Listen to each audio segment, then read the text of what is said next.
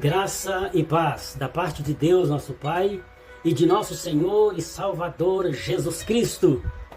O Senhor Jesus, Ele estava pregando, anunciando a sua palavra, e Ele dizia para aqueles que ouviam, Ele dizia: arrependei-vos e crede no Evangelho, porque é chegado até vós o reino dos céus.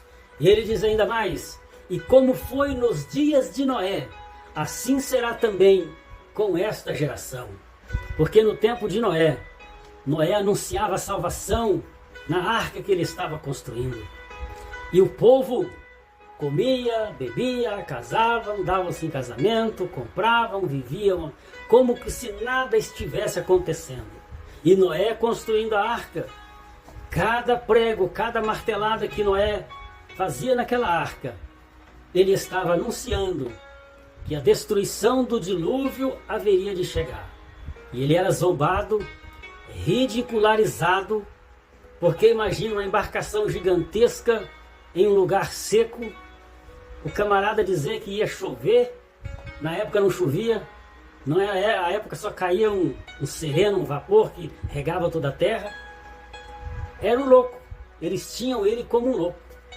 Então, como foi nos dias de Noé, assim será também hoje. Milhões têm crido no Evangelho, na mensagem de salvação do Senhor Jesus Cristo. Mas milhões e milhões zombam dos que anunciam a salvação em Jesus Cristo. Na verdade, anunciamos que Jesus voltará. Como a Bíblia diz que Jesus ele aparecerá nas nuvens com risco, clangor de trombeta, um barulho terrível. E diz a Bíblia que aparecerá nos céus o Filho do Homem, com miríades e miríades de anjos, e trombetas soando. Agora, para crer nisso, precisa ser meio doido também.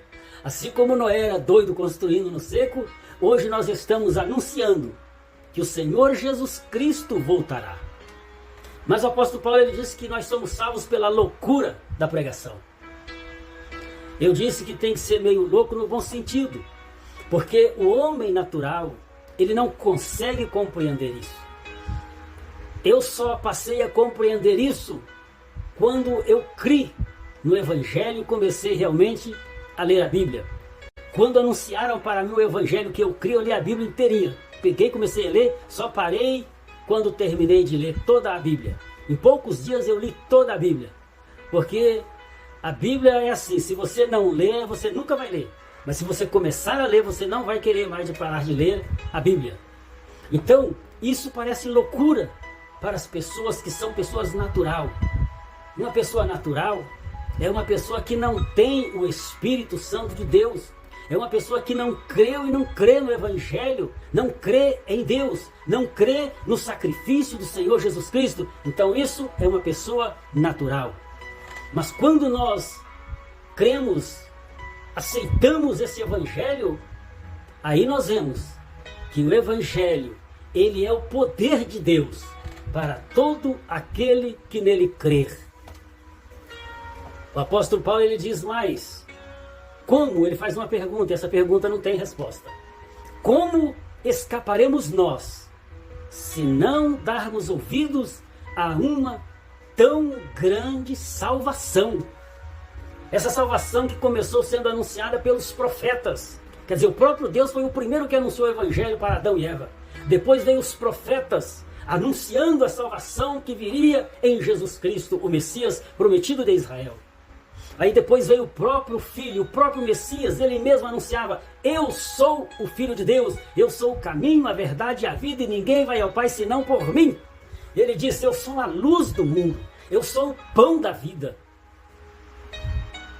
E não creram nos profetas, não creram em Jesus. Mas, graças a Deus, assim como tem os que não creem, tem as pessoas que creem. Então, como foi nos dias de Noé, assim será também os dias em que nós vivemos. E eu creio que nós estamos no limiar da volta do Senhor Jesus Cristo. Porque os acontecimentos Eles anunciam que Jesus Cristo voltará muito em breve. E se ele não voltar, nós iremos a ele. Portanto, é necessário que nós meditamos nisso. É necessário que nós paremos um pouquinho e meditamos nessas verdades bíblicas. Será que a minha vida que eu estou levando, eu vou chegar até diante de Deus e vou poder morar com Ele na eternidade? Será que o que eu estou fazendo é do agrado de Deus? Ou será o que eu estou fazendo, eu vou ser condenado se eu me encontrar com Deus?